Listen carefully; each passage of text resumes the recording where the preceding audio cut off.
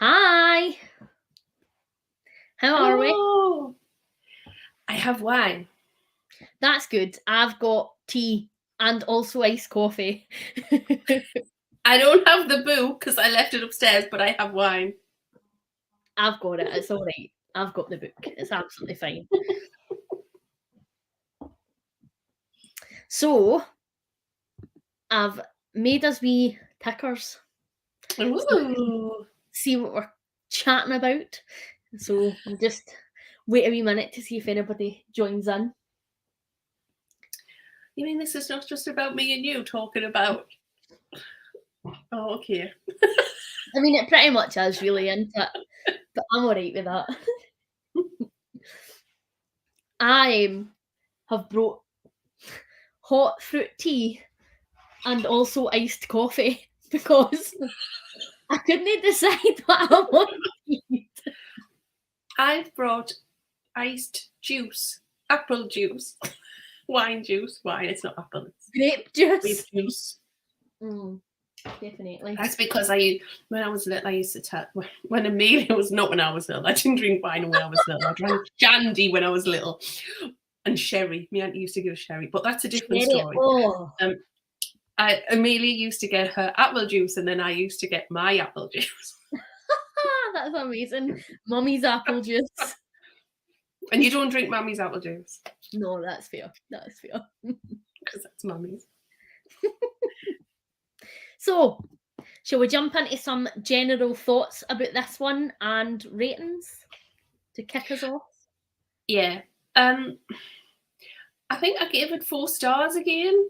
Yeah, because I only finished it yesterday, which may be the way forward because I can remember more of it. Chatting. But in the next book I'll read straight away because it's... But anyway,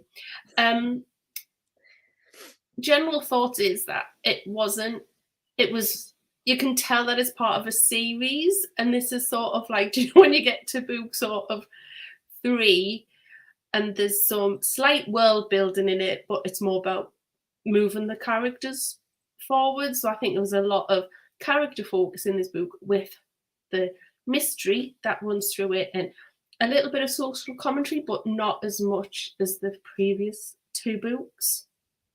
I would agree. I think that this one had a very different feel to it. It was quite different in tone. I think that it was very character focused, and I feel like we got a really good amount of Sookie character development in this book. I feel like we really got to see her shine. And we got to find out a lot more about her as a person romantically, also, as opposed to it just being like pumping vampires, which I really enjoyed. I gave it a 5-star. Again, I had a really good time with it, but I think that the tone was definitely different for this one. Yeah. I think as well that when you first meet Sookie, she does have this sort of naivety to her. Mm-hmm. And that sort of, she's lost her gran by now, which she does reflect back on. My gran would say this and my gran would say that. So it's like she's finding herself in a sort of a new way. I think especially the way she acts around Alcide when Alcide sort of helping her. She's a sort of, a world is opening up to her, really. Yeah, definitely. And I feel like we got a lot more characters in this book as well, from sort of different supernatural subsects and also more vampire characters as well, which was fantastic. So I really enjoyed that aspect of it. But I totally agree, very character focused. Yeah. But I had a good time with it, so it was another 5-star read for me. I thought it was really fun. There's just, for some reason, because I struggle with my star ratings, as you know, I think really the series should be, overall, the series is like 5 stars for me. And I don't know whether because I'm rereading them, sort of, whether that's influencing that I now know more about what I like as we go through as well. And that affects how I see it. But I think the new characters that's introduced as well, that all she has side characters, but they've all got a purpose.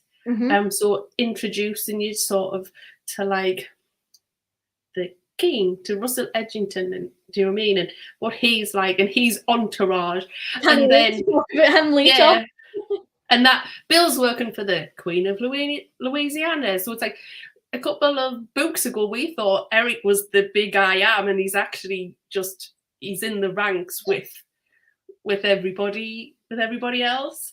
So it's good how she's sort of opening it up like bit by bit around that. But yeah, definitely a character book.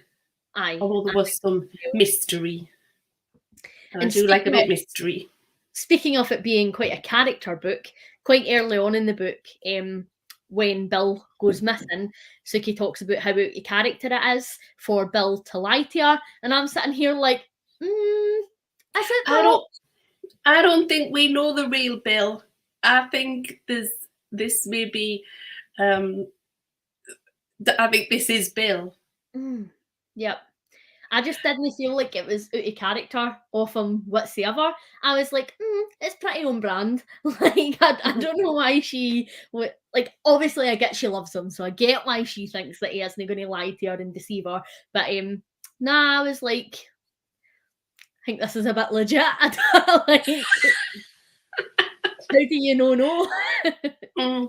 Well, I think it is, and I think at the end, sort of some of the things that happened when they were in Dallas pointed in that direction of what he's like. And I was sort of thinking about this, and I was thinking, is it sort of that first love? You can see nothing wrong, and she's still got these rose tinted like glasses of Bill sort of thing.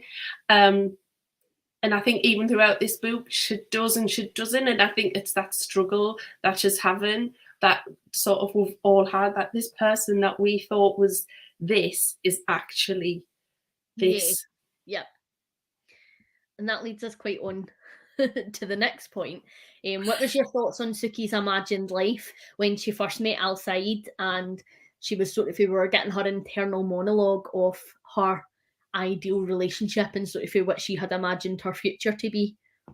Yeah, and I think it was a way of I sort of think, because she's never thought she would be able to have sort of the same as everybody else because of her being a telepath. That's not a spoiler for anything, but with her being a telepath and the struggles she has with that, and it's sort of, I think it shows how Charlie and Harris writes these characters using sort of telepathy or vampirism or whatever to show that this was the struggle was she ever going to have, what people around her would be a normal life. And she could never see that. And even with Bill, she couldn't see that because you can't go out in the day. And there's Alcee driving around town, and do you know what I mean? And I go into the beauty shop, just doing sort of everyday things and being a little bit spoilt sort of thing. No, I agree. I thought it was a really interesting comparison because when we're introduced to Sookie, she's such like a straight-laced, kind of sexually shy gal because she's never experienced romance and she's never had the relationship or a great love in her life for exactly all the reasons you stated. And I feel like in the beginning of this book, when we're introduced to Alcide, it sort of gives her pause and she talks about a very traditional life that she had pictured for herself. And then later on in the book, you know, she starts to realise that she might have feelings for more than Bill, and she starts to express herself a wee bit more sexually and discover that actually that imagined life isn't perhaps what she wanted. But I thought it was just a really interesting parallel from the beginning of the book to the end of the book and sort of the journey that she goes through. I quite like her and Alcide, just putting that out there. I think that Alcide would actually be really good for her. He would give her that sort of a semi-normal life, but obviously they would share like a supernatural element. But I thought it was really interesting. I think there's also Alcide does have these sort of moments though when he says things, and you like, because he mentions that his ex-girlfriend, she was a shifter, not aware. Do you know what I mean? And so, and then even some of the other things, it's sort of, because of my family, I can't do that, because it's sort of those boundaries that play out. And that's where then sometimes maybe this is when Eric's overtness of sort of what sort of relationship he would like with Sookie is maybe he is just straight with her, sort of in a flirty way. He's never denied the fact that I find you attractive and this is what I'd like to do. Absolutely.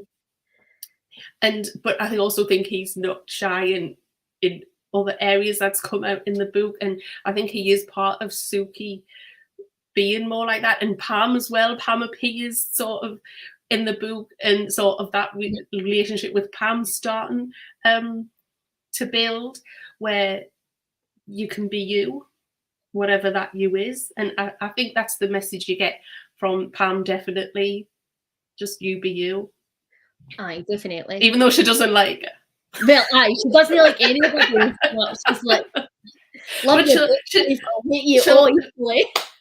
She doesn't like Sookie a bit more than she. Do you know what I mean? Like, I don't like you, but I like you a bit more than the other people I don't like. Yeah, absolutely.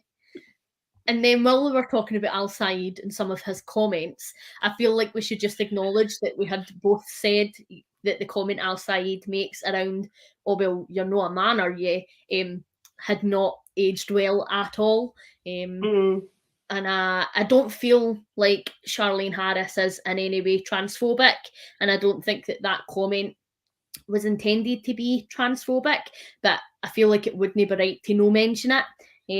I feel like it was probably just a poor joke at and these books were written. I think that if she was writing them today, that joke would not have been in there. It was just I think it probably wouldn't make the cut now, or it would have more of one of those snidey Sookie comments after it. Aye, like what if I was like? Yeah, because a lot of time in the books, what I'm finding is there'll be a comment, and then there'll be a sort of a sarky comment comes in from Sookie or someone else to actually show you the direction that you're going in. So it's to say, you like, people do act like that, but that's not the way we're going. And I think sometimes when you read in books again that are like 20 years old, you think, would that make it in now from what the rest of the book? And I think the way that especially Russell Etherington sort of entourage and how they sort of are a mixture, everyone's welcome. Do you know what I mean? Because I think there's a comment about, because they give Sookie clothes and it includes lingerie, and she was like, and I don't, but anybody who was given lingerie by someone would think, well, where have these come from? But it's sort of that sort of way that he gave us some of his clothes because I was these size, but he also gave me lingerie. Like, how did they have lingerie in the house? And it's sort of like a joke on the fact that they're just prepared for everything. That's how it rolls. Yes, absolutely. Oh, Sam's here. Hi, Sam. So moving on, Russell Edginton. What are your thoughts on Russell so far? Oh, well, I think this is the way that he was sort of introduced as well. It didn't give the impression that he was going to be someone who's going to be quite a prominent figure in the book. Like, he was just a man in a bar who helped. Yes. Sort of thing. And then sort of it all kicks off, and then you find out who he is. And I think that is part of the world building of how Sookie's becoming more enveloped into this world that's going on in plain sight, but there's even still some of it that's quite private. So although they're out of the coffin, they don't talk about their hierarchy or their structure to the not to the humans. And Yeah.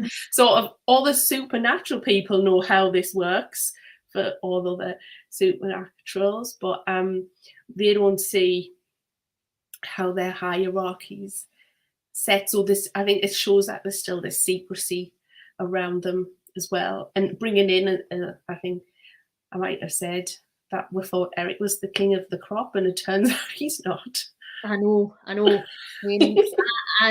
agree. I think that the way that they just sneak in who Russell is, you're like, wait a minute, what? Like, because I were totally led to believe that Eric is like the high and mighty, and then we're like, oh, wait a minute, so Eric's like mid-level, and then there's like, boy, this. Yeah, because top. Even when they went to Dallas, they went to meet another sheriff. Do you know what I mean? It's so like, we went to meet the sheriff, we're in their area, and you're sort of like, yeah, he's the king of, like, he's the big one, and he's big, and he's the oldest and biggest, and he's big. And it turns out that there's another level, and then there's the PR side sort of that comes in, but more in the show, isn't there? Then do you know what I mean? Of what they'll, and there's still that secrecy around them. I really like Russell as a character, and I know that you're not supposed to, but I really enjoy Russell. I think that he's very funny, and I like that he's just quite upfront with his views, even if like he knows they're disagreeable. He's just like, said what I said. Like, I just really enjoy that. I think as well that the bar is owned by supernaturals, so it's there for like everyone, but even the supernaturals, although it's called Josephine's, isn't it? It's got like a really normal name or whatever, but all the supernaturals call it like Club Dead, because that's where all the vampires hang out. So that's when you start to see this different structure and how they actually see each other start to play out a little bit more.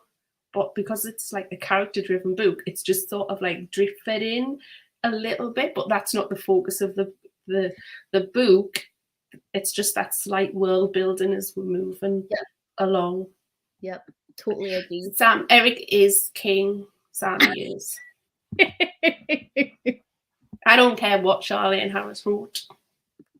And just taking over. So something that I wanted us to discuss a wee bit was our thoughts on monogamy and how that's portrayed in the book so far.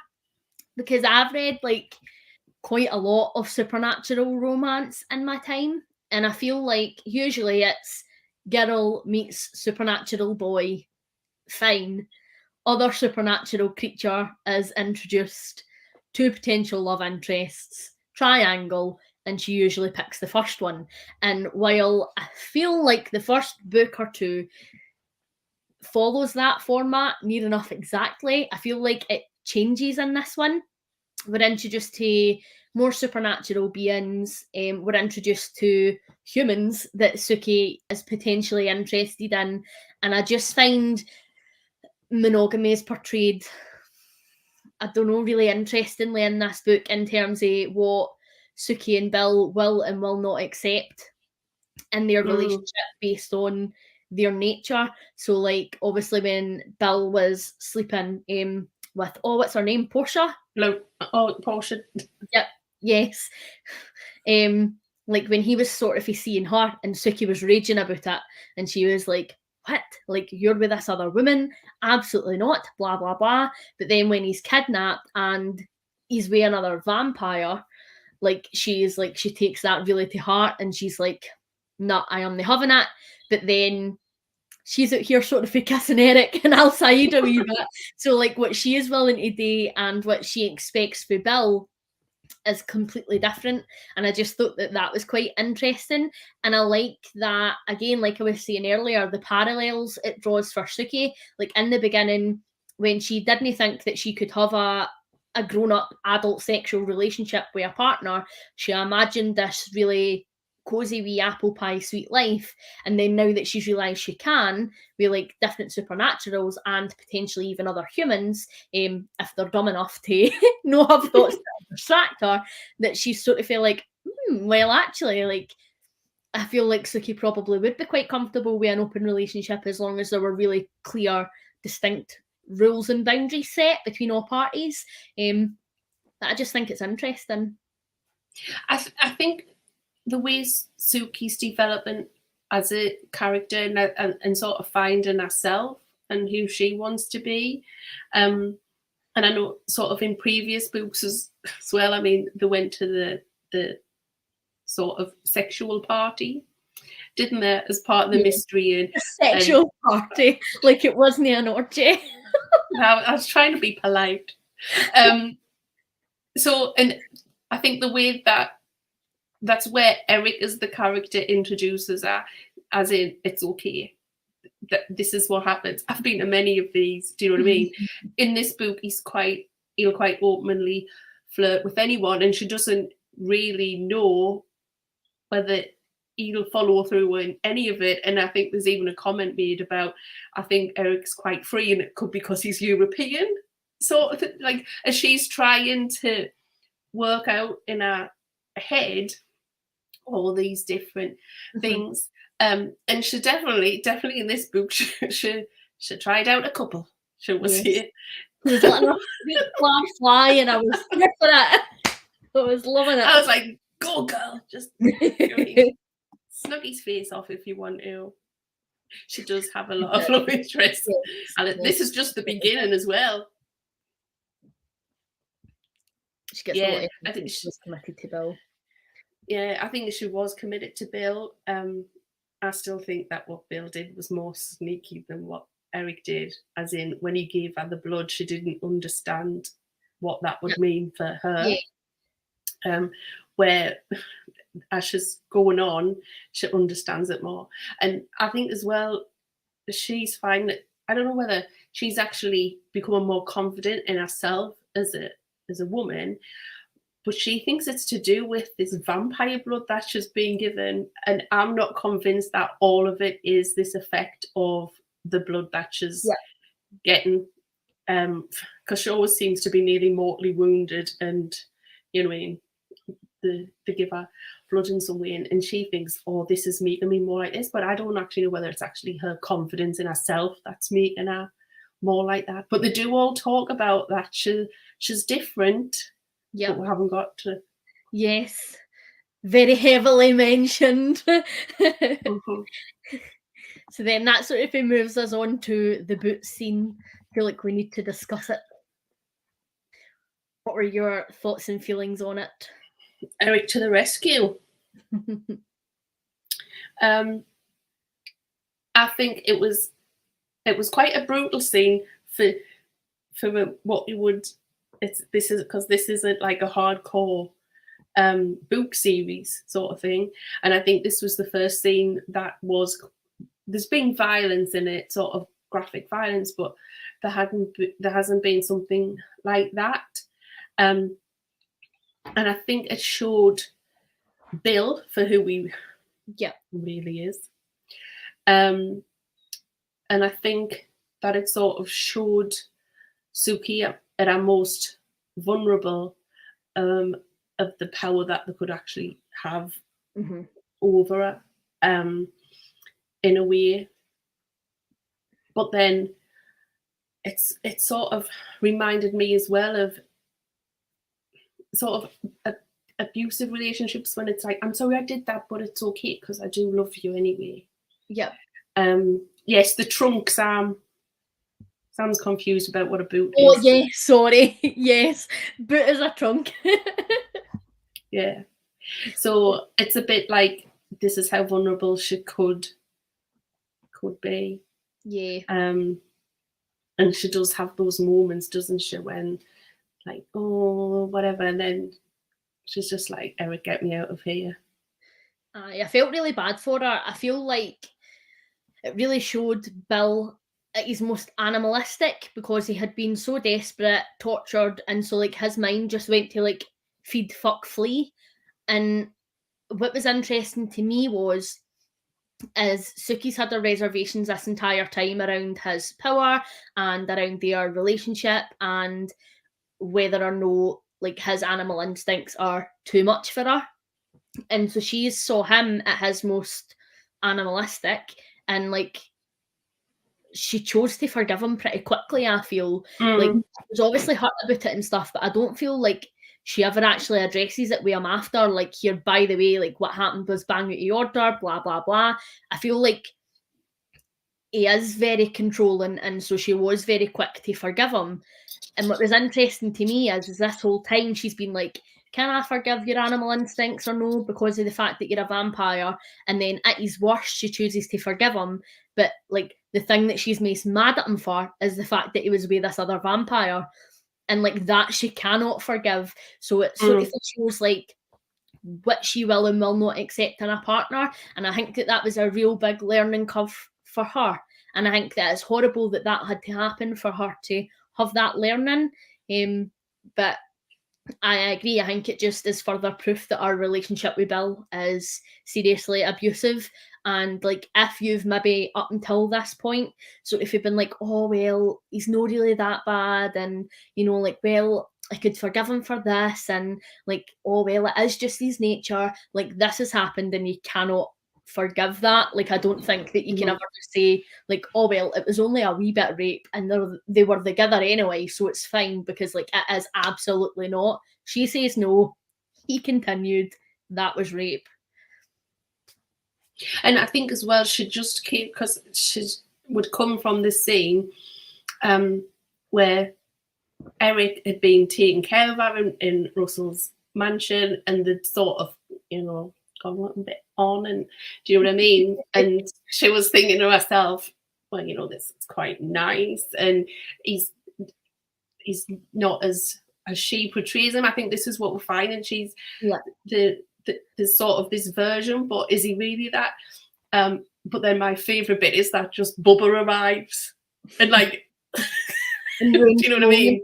And ruins the moment. And she goes from maybe that sort of moment of this nice sexual experience to being locked in the boot with Bill and sort of a horrific experience with him. And to me, that was sort of the, do you know what I mean? Like the comparisons of the different relationships, that although Eric is just quite open, this is what I would like from our relationship together. And he doesn't actually say just with you as well, going back to your other point, do you know what I mean? I think that was quite nice. And Alcide being loving to Aaron and stuff like that, to being with the person who she at this moment believes she truly loves, and they treat her like that. And it also opens up the question because for me, they're supposed to be able to control themselves, the old, like, and things like that. And I was thinking, is this just another showing of what Bill's true nature is? So yeah, time will tell. Time will tell. Time will tell.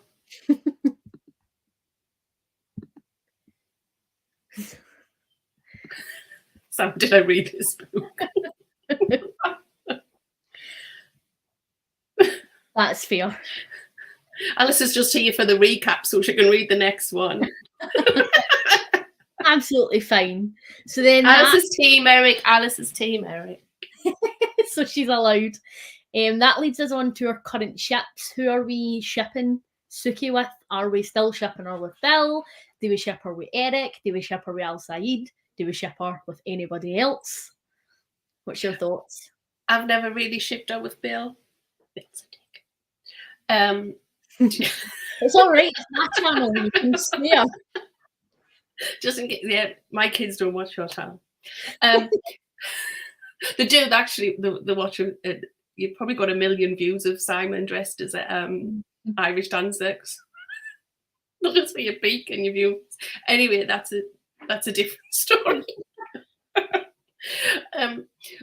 What talking about? Oh, shipping. At the minute, I don't really ship out with anyone. I mean, yeah, go and have some rumpy pumpy with Eric, Sookie, and live your best life. At the minute for me. I agree. Don't get yourself too tied down, girl. Not yet. I think she needs a wee bit of time just to discover now, knowing that she can have relationships without her telepathic abilities getting in the way. She just needs some time to sort of discover who she is and really what she wants out of a relationship. And I think that she just needs to cut ties with Bill for a bit so that she can figure all of that out.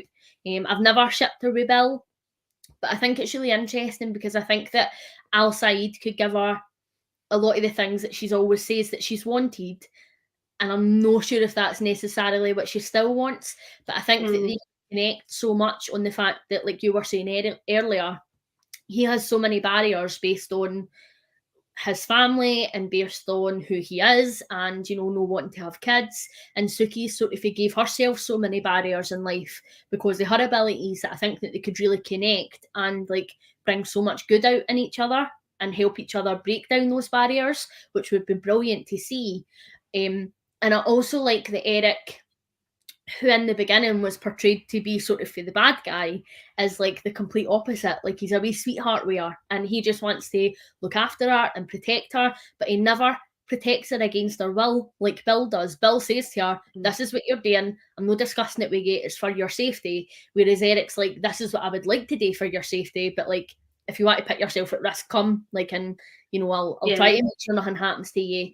And he's a lot more caring, and I think loving to her, and he's really upfront about what he wants for the relationship, which I think is really good for Suki because she has in a headspace where I feel like she's quite confused. When he turns up as Leaf, it's always the fun sort of like he's here because he's going to look after you, but nobody knows that he's really looking after you. And I think that's when you see a different sort of side. And I always think to myself, would he have done that for anybody else? Probably not. And it's that sort of,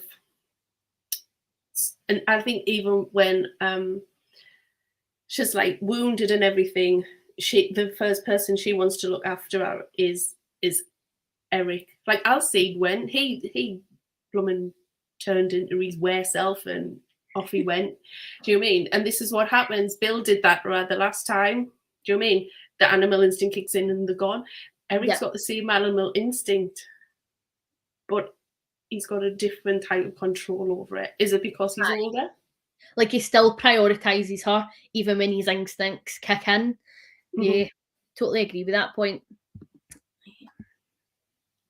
Sam's pulling towards Eric, but like Alcide. Yeah, I think the first time that I read the books before I wanted Eric for myself, I wanted her to be with her. Just you could have it. Yeah, we are no Bill ships here. Absolutely not. No, if you do, and you do, we just don't do Bill. No, for me, I really like Alcide as well. But ultimately, Team Eric.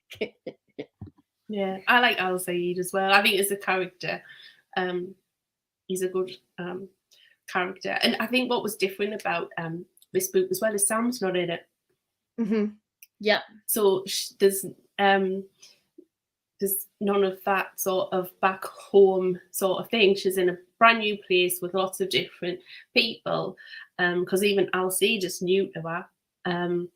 And she seems to be sort of in a good place, but for a bad reason, if you know what I mean. Because she still just decides that she'll go help them find Bill that he's missing.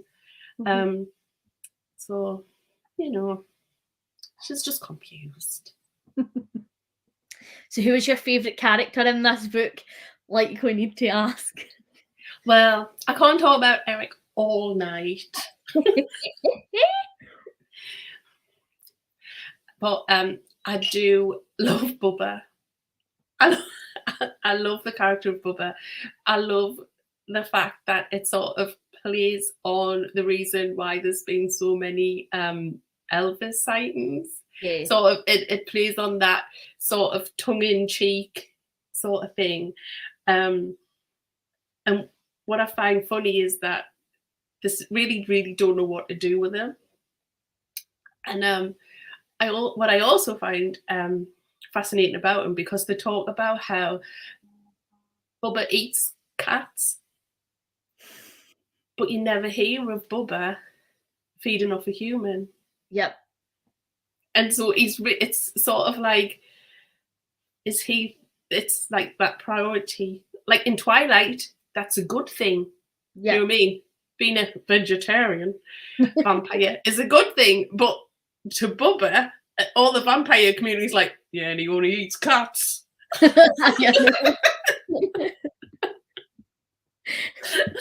And don't mention his real name. The E word is banned. Yeah, so it's just, and in this book especially, when they're like, can he stay and sing only if he consents? And there's still even that like honor amongst vampires, isn't there? Like, yeah, we can ask him if he agrees. Aye, absolutely. But I think that's really good though, because they never like talk down to him or like mistreat him. They always like just take him at face value. But I really liked Bubba as well. Sookie's still my favourite character at this point. I think that we got a really good amount of time with her and a really good amount of time with her thoughts while she was processing quite a lot of different things in this book.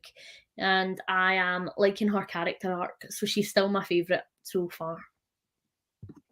Then something that was interesting that came up were obviously vampires' thoughts on relationships with each other, and that's like a bit frowned upon.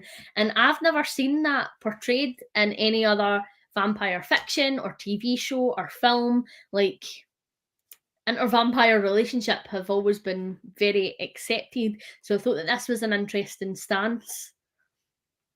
Yeah, and I think it's because she's built a different world of who vampires are, really, because they're not monogamous in Charlene Harris's world. Vampires, there's the creator and like child sort of relationship, and they've got more like family relationships as vampires.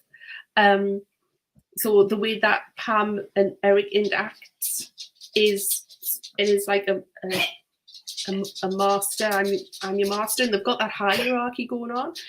But yeah, they don't seem to build any other type of relationship other than the pecking order of how it is, how old you are, and therefore where in the pecking order you are, unless you become a companion. And I think that's where they move away from the monogamy of things. It's like an entourage of people. It's a big family.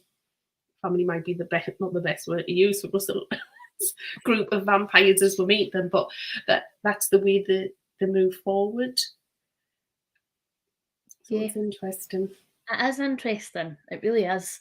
And then, like, obviously, because vampires are made, it's quite interesting that they have this stance that you can't have relationships with each other because they essentially are like a big family. One big family. Yeah, which is not something that I've ever really seen portrayed before.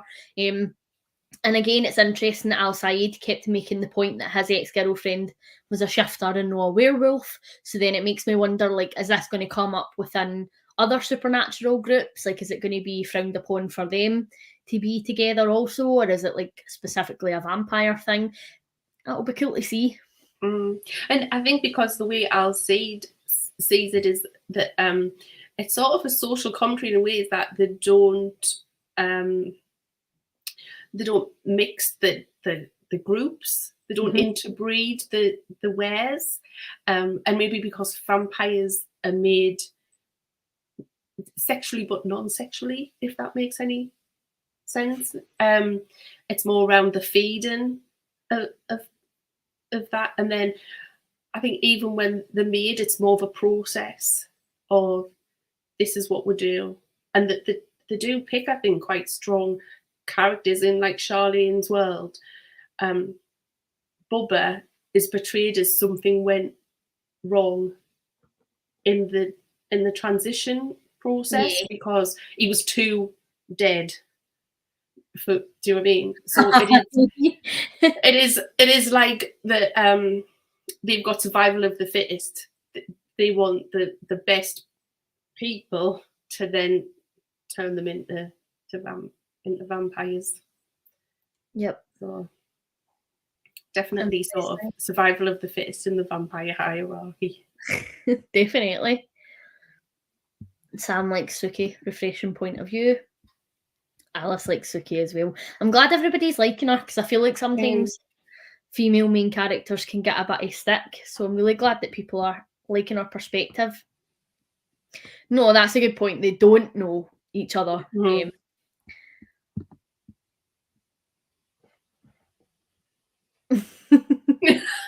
Yeah. Definitely. Yeah. So then, last point.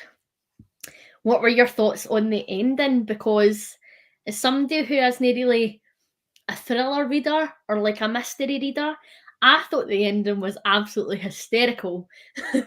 And like, I just think it's the funniest thing ever. And see, when I finished this book, I am no shitting you, I spent like 10 minutes in bed just cackling my head off. And Simon was legitimately like, what is so funny? And I couldn't even tell him because I was laughing that much. And although this is a reread, I totally forgot that that's how it ended. I did. I totally forgot who put the man in the closet. I totally forgot. They just started like an entire civil war because they didn't give Bubba clear enough instructions, and that is just hysterical to me. But I wasn't sure if people who maybe are reading it for maybe the thriller and mystery aspects felt that would maybe be a bit of a cop-out ending. So I just thought it would be cool to chat about. I don't think it was, but maybe because if you'd read it as a standalone, you might have been like, what? Like, because he sort of in at the beginning, like he sort of mentioned and whatever, but knowing his past backstory and how his one thing is that Mr. Eric asks him to look after Sookie. So Mr. Eric sent him to look after Sookie for one night, and he's still here. Yes. That because no one has actually now said to him, you don't have to look after Sookie for Mr. Eric anymore. So I just thought, and I think Pam says it the best. Like Pam references him and says, he's a good soldier, which then makes me think, so is there some more world building that we're not aware of going on here? But because he does as he's told, he just continues on with his mission. And is that a sort of another social commentary? But I just loved the fact that he was sort of so just matter of fact about it. I absolutely was. I did this. Didn't have time. Put him in the cupboard. So I know, and like the fact that he didn't like tell anybody like that he had done that, and like all this drama has just ensued because he wasn't like, by the way, dead body in the cupboard, I'm away to chill, can't you? Like I just so like they were going, oh, the king of Mississippi's done this, and Elsie's ex has done this, and nearly started a war between the Wares, and like all of this. So yeah, the real king, and all of this is going on, and it's just that Bubba was looking after. I know, Sookie, like he's told so to endearing, do. so endearing as well that he was just like that committed to her safety. Oh, he's such a sweetheart. Oh, Sam thinks that Elvis was in the army, so that's why they've made this reference. She's looking it up just now. I think I remember that. He did say, oh, there we go. Hey. The more you know. Yeah. And so it was really funny. And I think as well that the humour that all of the vampires get about the fact that Sookie and Alcide got rid of that body. Because they're like, oh, what did you do with it? Well, we got rid of it. Do you know what I mean? And I think there's even a reference like, oh, how sweet. I know. It's just so funny. I thoroughly enjoyed it. And I think that considering it was such a character-driven book and there wasn't like necessarily a huge mystery plot, like obviously the drama surrounding the mystery was there, but I feel like that alluded to more character development than anything else. And so the fact that the ending was just a bit frivolous, I just thought it was such a perfect ending for this particular book. I thoroughly enjoyed it. And I really enjoy the ending of this book because at the very end, Cherie sends that invitation to both Eric and Bill, and they've got to leave. And then the thing that all the vampires are after, this vampire directory, is sitting in her house, and none of them can get to it because she's actually still got that power to not invite them in. Yep. And I think that's when you realise she maybe that's when like there's a power shift, and I think she realises herself, well, all I have to do is rescind the invitation and they're gone. So that was interesting. It was. Oh yeah. According to Wikipedia. The true source of all information. It's true. Well, thank you everybody for joining us. Hopefully you've enjoyed the chat and you also enjoyed the book. Your turn next time, Ange. Yes, and it is Dead to the World. I haven't even got my book out. Do you know what I mean? I'm that unprepared. But oh, and it's my birthday month, and it may be my favourite. It wasn't even planned that way, but I know. There we go. I'm going to spend my month with Eric. I may read it now, beginning of the month, and then I may read it again at the end, so I remember most of it. Because it is my birthday, and I can do what I want. Well, that's it. Why not read it? There is, no pictures. I wish somebody had pictures. Well, I've got enough gifts of them, Sam. It's okay. I've even started sending gifts to other chats now. That's how Alice turned up here. I'm in a chat with Alice, and I just put lots of Eric gifts on last night. Keep and spamming in with some Eric. Well, hopefully everybody enjoys the next one. I'm probably going to start it tomorrow. I'm not going to lie, because I can't wait. I've absolutely no patience at all.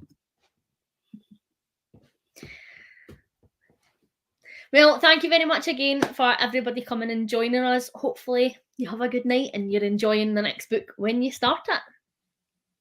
Bye, everyone. Bye.